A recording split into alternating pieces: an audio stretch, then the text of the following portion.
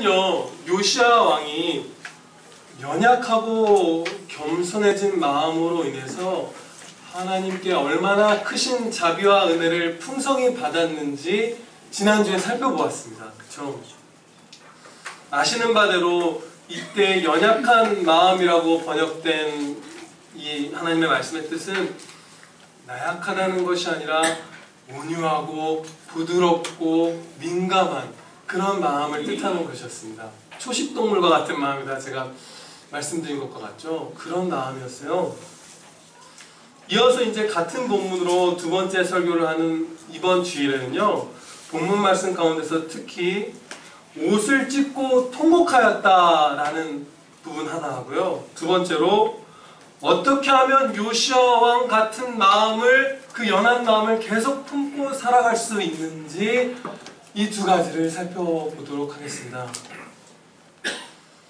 요시야 왕이 옷을 찢고 눈물을 크게 쏟은 것은 연하고 겸손한 마음을 외적으로 표출한 것이었습니다. 그는 교회의 비참한 상황을 정말로 슬퍼했어요. 정말로 유다 백성들의 상태를 보고 마음이 찢어져서 그것을 옷을 찢는 것과 통곡하는 것으로 하나님 앞에 표현한 거예요. 그런데 이 옷을 찢는 것은 이 당시 고대 근동 사회의 주된 풍습이었어요. 오늘날 우리에게는 없죠. 다른 문화권에도 많이 사라진 것이죠. 이 당시에는 있었지만 그들과 풍습이 다른 우리가 똑같이 옷을 찢을 필요는 당연히 없고요. 오늘날 우리는 뭐 이런 식으로 기도를 많이 하죠. 가슴을 치면서 막 기도하기도 하고, 어떨 때는 막 거의 옷을 찢으려는 분들도 있어요. 이렇게 막 옷을 당기기도 하죠. 옷깃을 부여주고 기도하기도 하죠. 슬픔을 어떻게 표현하든지 간에, 외적으로 어떻게 표현하든지 간에 더욱 절대적으로 중요한 것은 마음을 찢는 것입니다. 이것은 구약시대, 이 성경이 기록된 것과 같은 구약시대에도 동일했어요. 그래서 요엘서 2장 13절에서 이렇게 말씀합니다. 너희는 옷을 찢지 말고 마음을 찢고 너희 하나님 여호와께로 돌아올지어다. 그런데 이 말씀은요, 슬픔과 겸손을, 낮아진 마음을 행동으로 표현하지 말라는 말씀이 아니에요. 연약한 마음 없이 옷만 찢으면 그것은 하나님 앞에 외식하는 죄악이기 때문에 마음을 먼저 찢으라, 이것을 강조한 말씀이에요. 그리고 당연히 육신으로, 외적으로 그 겸손함을 표현해야만 합니다. 우리가 이 연약한 마음과 겸손을 행동으로 표현하는 것이 중요한 이유를 몇 가지 살펴볼 텐데요, 오늘 세 가지를 살펴보고자 합니다. 첫째로는요, 요시야의 외적 표현이 그가 하나님께 큰 자비를 입은 이유였기 때문이에요. 하나님께서는 이렇게 말씀하셨습니다. 내 앞에서 겸손하여 옷을 찢고 통곡하였으므로 나도 네 말을 들었노라. 그의 연약한 마음, 겸손한 마음, 옷을 찢은 것과 통곡한 것, 이 네 가지 이유가 다 요시야가 하나님께 자비를 입은 이유였어요. 그러니까 하나님께서 좋게 여기신다는 거예요. 하나님께서 외적으로 우리의 낮아짐을, 슬픔을 표현하는 것을 아름답게 보신다는 거예요. 자비롭게. 그럼 왜 하나님께서는 요시야가 혹은 우리가 통곡하는 것을 좋게 여기시는가? 그것은 두 번째, 세 번째 이제 살펴볼 사항들과 이유들과 연결이 됩니다. 두 번째는요, 우리가 겸손을 외적으로 표현해야 하는 이유는요, 우리가 범죄할 때 영혼과 육신이 합심하여 범죄하기 때문이에요. 영혼으로만 범죄하지 않고 육신으로만 범죄하지 않고 영혼과 육신을 우리의 교만에 다 동원합니다. 그러면 낮아질 때에도 마음만 낮아지는 것이 아니라 육신도 그 낮아진 것을 표현해야 해요. 이 지적은요, 지난주에도 인용했던 리차드 십스 목사님의 그 통찰력이죠. 하나님께서 주신 탁월한 지적인데요. 육신으로 감각하는 것들이 영혼으로 전달되고, 영혼은 악심을 품고 육신을 사용해서 그 악을 실행하고, 또 때로는 육체의 욕망이 영혼을 끌어가기도 하죠. 영혼과 육신은 항상 함께 힘을 합쳐서 죄를 범하는 거예요. 그러므로 몸과 영혼이 함께 겸손해져야 하고요. 생각을 좀 우리가 해보면요, 우리의 완고함과 교만함을 몸으로 우리는 외적으로 표현을 참 열심히 합니다. 문을 세게 닫기도 하고, 눈을 흘기기도 하고, 입을 굳게 다물기도 하고, 또 뭐가 있을까요? 멸시의 눈빛을 보내기도 하고, 등을 돌리고, 목청을 울려서 저주의 말을 퍼붓기도 하잖아요. 우리는 정말로 거리낌 없이 정말 충실하게 우리의 교만한 마음을 외적으로 표현하는 거예요. 몸을 사용해서. 그런데 낮아질 때에는 내가 마음으로 낮아졌으니 이제 됐다 하면 진짜 안 되겠죠. 몸으로도 그것을 표현해야 마땅합니다. 세 번째, 이 옷을 찢고 통곡하는 것이 중요한 이유는요, 우리가 할 수 있는 한 하나님께서 주신 영혼과 육신을 다 최대치로 활용해서 하나님께 충성해야 하기 때문입니다. 왜? 지난주에요, 어저께죠, 영화를 소개하는 어떤 방송에서 예전 영화 굿윌 헌팅이라는 영화를 소개하는 것을 다시 보았어요. 젊은 분들도 아시는 20년 전 영화인데, 그게 이제 어떤 불우한 가정 환경에서 자란 이렇게 슬픔이 많은 청년이 아주 천재적인 재능을 가진 청년인데, 좋은 스승을 만나서 회복되고 이렇게 자신의 꿈을 펼쳐가고 이런 내용들이 담겨있는 영화예요.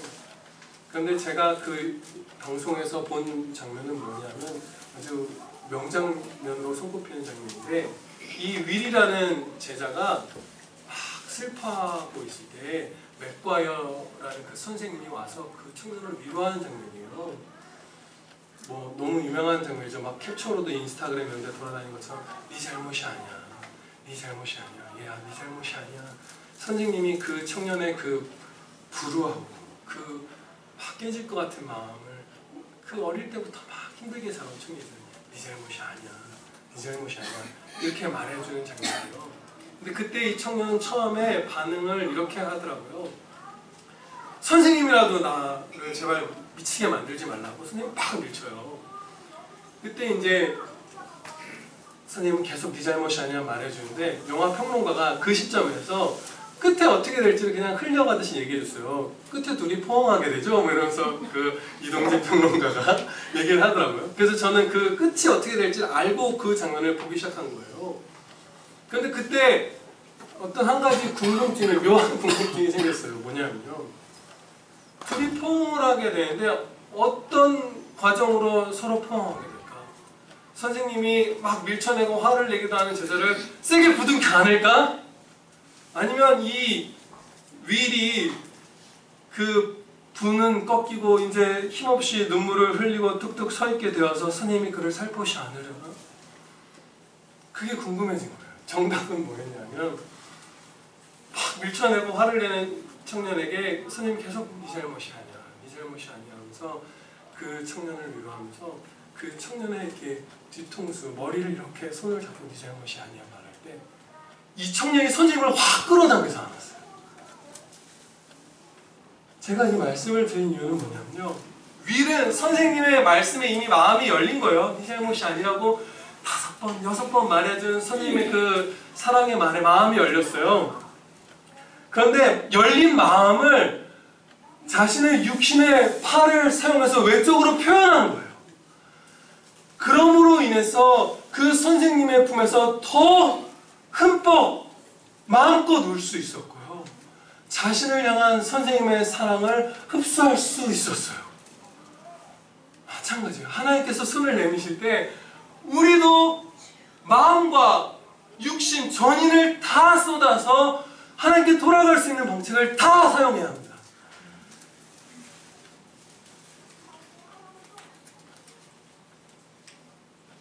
마지막으로 이 옷을 찢고 통곡하며 마음의 연약함을 외적으로 표현하는 부분에 있어서요, 히브리서 5장 7절 말씀을 받들어 읽고 마치고자 합니다.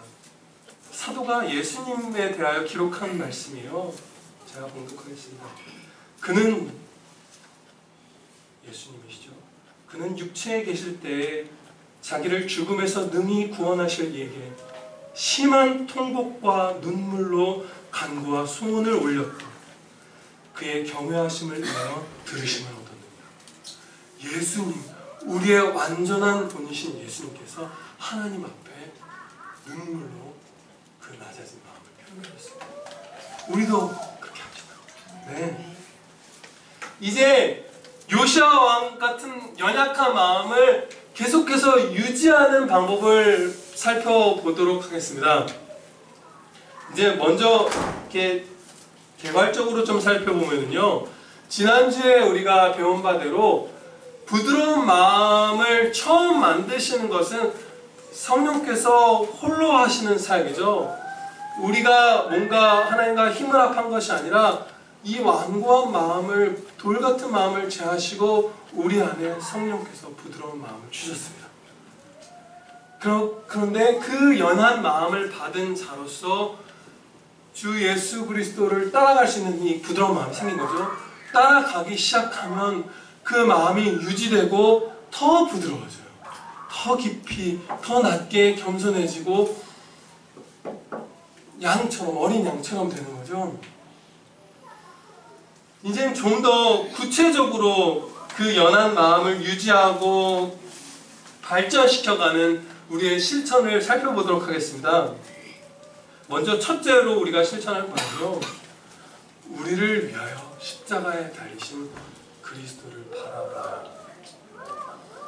이 권면을 들으실 때 이런 생각이 들 수도 있어요. 저도 그 위협감을 느꼈어요. 우리가 그럴 수도 있겠다. 아, 예수님의 십자가에 달리신 주 예수 그리스도를 바라보라는 것은, 묵상하라는 것은 너무 습관적인 그런 권면 아닙니까? 그게 정말로 효용이 있는 권면입니까? 이렇게 생각할 수 있잖아요. 근데 여러분 한번 지난 날들 한번 생각을 해보세요. 우리 모두는 인생 가운데 완고하고 차갑게 죄를 범한 경험이 다 있죠. 여러 차례 우리가 있잖아요. 그런데 그 범죄 때에 주 예수 그리스도의 십자가를 전심으로 바라보고 있었던 분은 아무도 없을 거예요. 그렇죠? 그리고 반대로 주님의 십자가를 늘 중심에 품고 힘써 품고 살아갈 때에 그 시점에 갑자기 큰 죄를 범하고 죄를 반복적으로 범하면서 치달아간 분도 아무도 없을 거예요. 불가능해요. 완고하고 교만한 마음과 그리스도의 십자가를 향해 온 마음을 쏟는 그 심령은 공존할 수가 없는 거예요. 왜냐하면 그리스도의 보혈이 우리의 돌같은 마음을 녹이시기 때문입니다. 반드시 녹여요. 그래서 이것은 습관적인 권면이 아니라 가장 강력하고 이제 오늘 우리가 배울 뒤따라오는 다른 모든 실천들의 뿌리가 되는 본질적인 은혜입니다.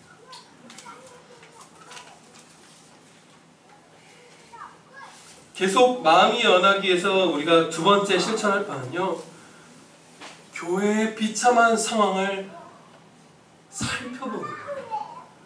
일부러 보려고 하는 거예요. 마음을 다해서.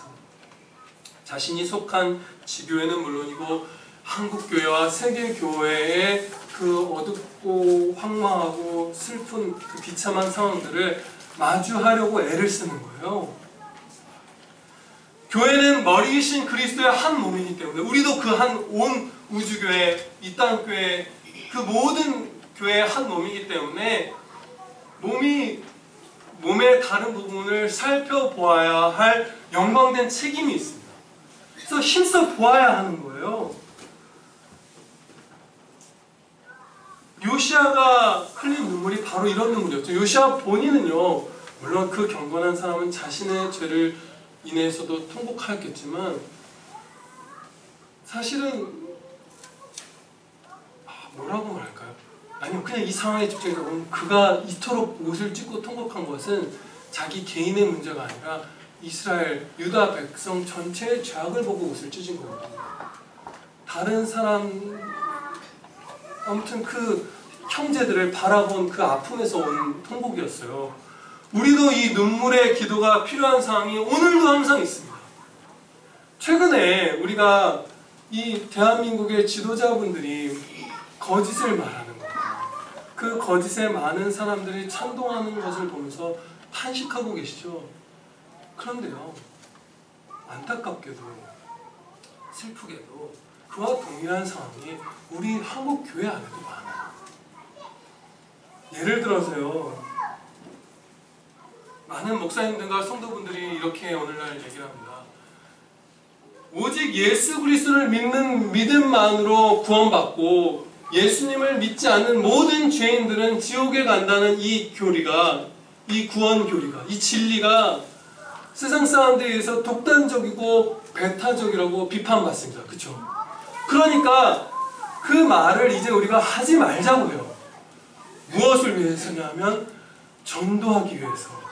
그 교리를 자주 언급하는 순간 전도의 문이 닫히기 때문에 우리가 그만 말하자고 목사님들과 성도님들이 말하고 그것에 찬동하는 거예요. 그런데 전도가 무엇이냐면 오직 예수 그리스도를 믿어야만 당신이 당신의 죄에서 구원받는다는 거잖아요. 그것을 전하는 거잖아요. 근데 그것을 전하기 위해서, 전도하기 위해서 그것을 말하지 말자는 건 전도하기 위해서 전도하지 말자는 거예요. 말도 안 되는 거짓말을 우리가 교회 안에서 해내고 교회 안에서 그것을 많은 이들이 따르는 거예요. 종교다원주의, 자유주의 신학에 아예 넘어간 분들이 아니라도 보수교회 안에서 그런 움직임이 오늘날 있어요. 우리가 울어야 할, 통곡해야 할 상황이 있는 거예요. 그리고 오늘 아침 설교의 본문 말씀처럼, 예레미야 말씀처럼 교회 안에도 강한 자가 약한 자를 핍박하는 게 너무 많죠. 너무 생각나는 일들이 많아요. 우리가 귀를 기울여서 살펴보면 들려오는 슬픈 소식들이 많죠. 재정난이나 분란에 처한 교회 예배당을 예산이 넘치는 교회들이 싼 값에 후려쳐서 가진 다음에 웃고 떠들고 즐거워하잖아요.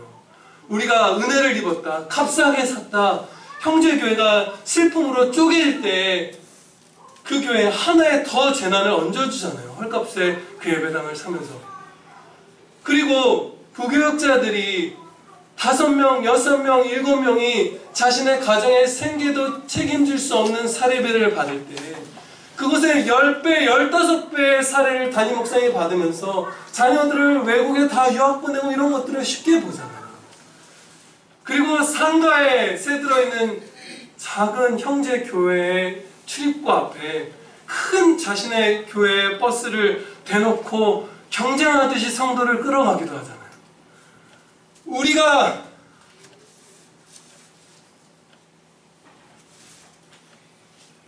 멸망당할 그런 교회예요. 그 예레미야가 그게 그냥 슬픈 노래가 아니라 장송곡 이런 뜻이에요. 죽음을 애도하는 그런 노래. 그 슬픔의 선지 예레미야가 애가라는 통곡의 노래를 지어야 할 만했던 교회의 상황과 오늘날 우리의 교회의 상황이 점점 흡사해지고 있습니다. 그래서 우리는 항상 통곡해야 될 상황들을 마주하고 있는 거예요. 우리가 한 형제를 위해, 시교회를 위해, 한국 교회를 위해, 세계 교회를 울 때에 요시아의 눈물을 보시고 자비를 베푸셨던 그 하나님께서 오늘도 동일하시기에 우리에게 자비를 베푸셔야 합니다. 만일 마지막으로 이 세 번째 항목에서 마지막 하나를 더 살펴봅니다. 만일 우리가 교회를 위하여 통곡할 수 없으면 그 통곡할 수 없다는 사실로 통곡해야 합니다. 그걸로 눈물을 흘려야 돼요. 그 그 눈물을 많이 흘렸던 예레미야 선지자는 자신이 더 울고 싶어서, 더 통곡하며 하나님의 자비를 입고 싶어서 예레미야 9장 1절에서 이렇게 말씀했습니다. 어찌하여 내 머리가 물이 되고 내 눈은 눈물의 근원이 되고 죽임을 당한 딸 내 백성을 위하여 주야로 울린다.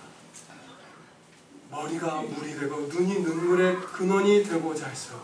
더 울고 더 하나님께 자비를 입고 싶어서. 우리도 이 간구를 드려야 합니다.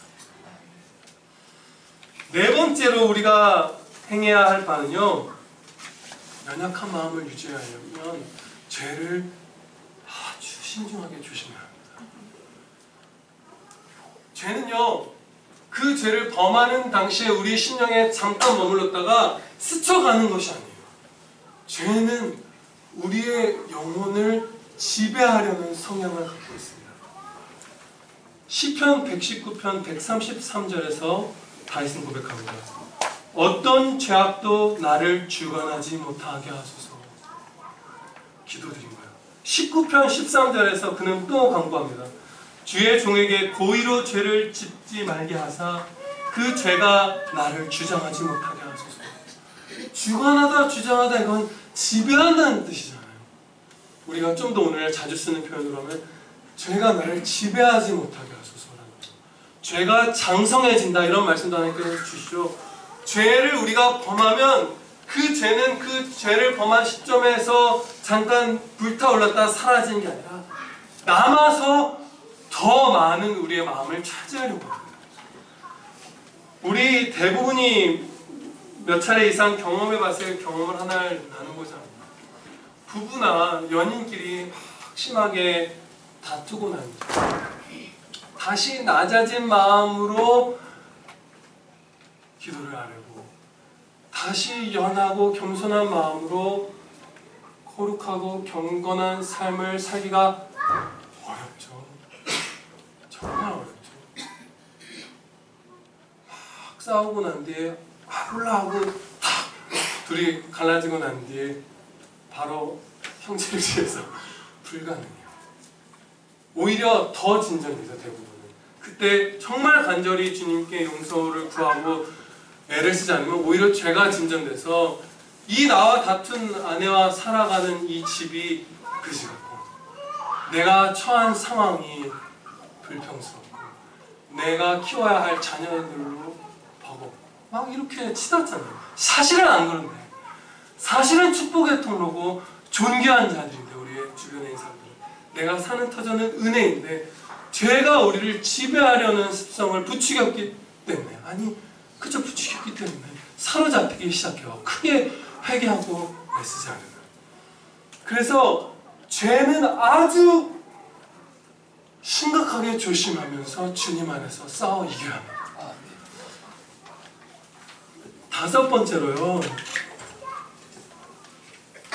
이 다섯 번째 사항은요, 세상을 사랑하지 맙시다 라는 것인데요, 이것은요 좀 특별한 측면으로 우리가 살펴볼게요. 기질적으로 부드럽고 유쾌하고 사교적인 그런 사람들도 얼마든지 완고하고 교만해질 수 있어요. 그런데 그것이 그 사교성을 상실하고 친근함을 상실하고 굳은 마음이 된다는 게 아니라, 그 친근함을 유지한 채로 속의 심령은 얼음장처럼 될 수 있다는 거예요. 어떨 때 보통 그렇게 쉽게 변하는가? 세상을 사랑할 때 그렇게 변합니다. 정말 친근하고 정말 주님 안에서 순종할 때 그 연한 마음을 막 펼쳐낼 수 있는 그런 사람들도 세상을 사랑해서 별거 아니에요. 무슨 엄청나게 사악한 것에 집중하지 않더라도, 무슨 자기가 관심 있는 무슨 여흥이나 뭐 인간관계나 무슨 장난감이나 뭐나 어떤 거에 우리가 마음을 막 쏟기 시작하면 내 자신의 형편을 위해서는 한탄하고 통곡할 수 있어도 교회를 위해서는 눈물을 안 흘리는 사람이 됩니다. 아주 교묘하게 앞서 말한 것처럼 죄가 우리를 점령하는 방법 중에 하나가 세상을 사실 특별히 악해 보이지도 않는 잘만 즐기면 하나님께 영광 돌리는데 우리 영혼을 이렇게 다시 이렇게 힘나게 하는 데 쓸 수도 있는 것들, 뭐 먹는 것, 즐기는 것, 경치 이런 것들도 어느 이상 몰입하면 따뜻한 성품을 얻고 부드러움을 갖고 태어난 사람도 냉랭해질 수 있어요. 여섯 번째는요. 두 가지 묵상을 묶어서 여섯 번째 권면을 드리겠습니다. 하나는 연약한 마음이 얼마나 아름답고 복된지 묵상하는 것이고요. 다른 하나는 완고한 마음이 얼마나 추하고 비참한지 묵상하는 것이고요. 연약한 마음의 아름다움과 복을 묵상하고 그 완고한 마음의 추악함과 비참함을 묵상하는 거예요. 이사야서 57장 15절에서 이 연약한 마음을 품은 자에 대해서 이렇게 말씀하십니다. 지극히 존귀하며 영원히 거하시며 거룩하다 이름하는 이가 이와 같이 말씀하시되 내가 높고 거룩한 곳에 있으며 또한 통회하고 마음이 겸손한 자와 함께 있나니 하나님께서 거하시는 곳은 두 군데라는 거예요. 하늘의 천국과 겸손한 자의 심령. 이는 겸손한 자의 영을 소생시키며 통회하는 자의 마음을 소생시키려 합니다. 그 천국과 겸손한 자의 심령에 하나님께서 거하시는 이유는 그 겸손한 자를 살려주시기 위함입니다.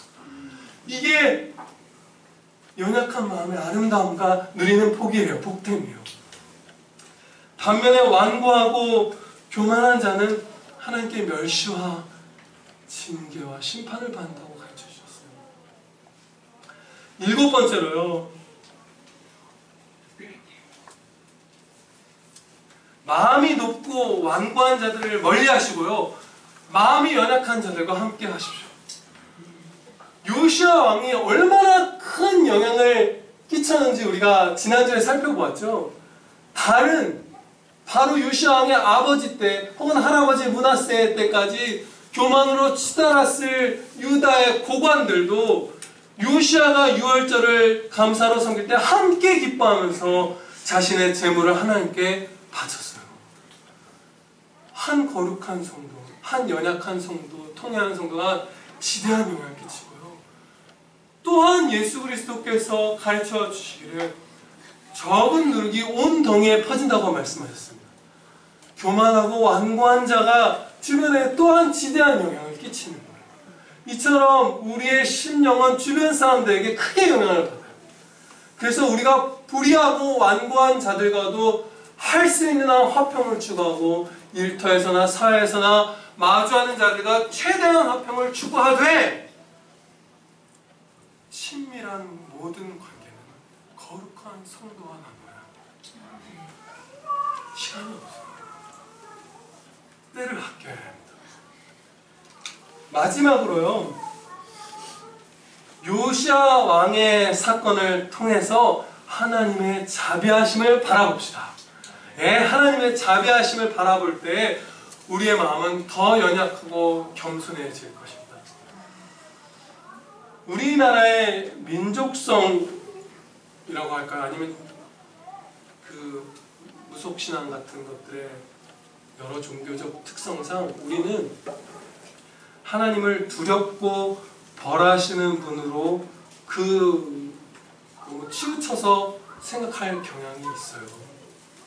여러분 한번 생각해 보세요. 제가 예전에 택시를 탔는데 택시기사 아저씨께서 이러시다고 오늘 첫 손님부터 여자 같아서 첫 손님부터 카드 손님이어서 재수가 없었다. 일진이 안 좋다. 우리가 생각하는 거의 대부분의 그 영적인 전통적인 영적 신앙은 손해를 보거나 그냥 마이너스도 플러스도 아닌 상태를 유지하거나 하는 거예요. 재수가 없는 것을 액땜하기 위해서, 재수 없는 일이 안 생기기 위해서 뭔가 미신적인 행위를 대부분 하는 것이고, 조상신께 제사를 안 드리면 화가 미칠까 봐 보통 제사를 드리지, 기쁨으로 복을 기대하며 그 넉넉한 영적 존재에 대해서, 그 사랑인 그 귀신에 대해 말도 안 되는 얘기죠. 상상도 안 가잖아요. 그것에 대해서 제사를 올리고 무슨 징크스 같은 것들을 지키고 추종하는 게 아니에요. 그야말로 영적인 존재는, 영적인 세계는 두렵고 해가 되는 것으로 여기는 게 한국 사람들의 기본 상태예요. 그래서인지 뭔지는 모르지만 우리는 하나님을 두렵고 벌하시는 분, 막 이런 식으로 너무 치우쳐서 생각하는 쪽으로 빠질 경향이 있어요. 그런데 놀랍게도 하나님을 막 두려워하는 분들이 더 충성할 것 같지만 그렇지 못합니다. 왜냐하면 우리의 마음을 녹이는 것은 두려움이 아니라 그리스도의 사랑의 보혈이기 때문이에요. 하나님의 자비하심을 바라보고 마음껏 누리고 묵상하는 그 자녀가 그 사랑과 자비에 감격해서 순종하는 것입니다. 두려워할 때는요, 두려워하면서 불순종해요. 근데 그 사랑을 깨달을 때 우리는 진짜 크게 순종할 수 있습니다. 그래서 하나님의 자비하심을 봐야 하는데요, 이것이요 또 다른 한쪽으로 치우쳐서 하나님의 두려우심을 모르고 모든 것을 용납하시는 분으로서 방종하게 살아도 된다는 것은 아닙니다. 사도 바울은요 고린도후서 5장 11절에서 이렇게 말씀했습니다. 우리는 주님의 두려우심을 알므로 사람들을 권면하였다. 주님의 두려우심을 알므로 사람들을 권면하였다. 하나님의 자비와 하나님 경외하심을 동시에 보시길 바랍니다. 기도드리시겠습니다. 거룩하신 하나님 아버지, 우리의 심령이 항상 요시야 왕처럼 연약하고 겸손하게 하여 주시옵소서. 그리고 하나님께서 주신 이 육신을 활용하여 그 낮아진 마음을 충성되게 하나님 앞에 표현하게 하여 주시옵소서. 우리가 낮아지고 연약하고 옷을 찢고 통곡할 때 그 모든 것을 보시고 자비를 베푸시는 하나님이심을 고백하옵나이다. 아버지, 자비를 저희에게 베풀어 주시옵소서. 우리 구주 예수 그리스도의 이름으로 기도드리옵나이다. 아멘.